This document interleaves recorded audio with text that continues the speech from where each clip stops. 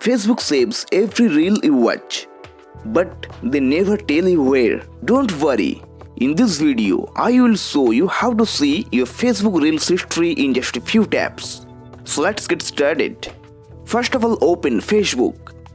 Then tap the three lines at the top right corner. After that, tap on settings icon. Then scroll down and tap on activity log. After that, tap on your Facebook activity. Then tap on posts. After that, just scroll down and tap on videos you have watched option.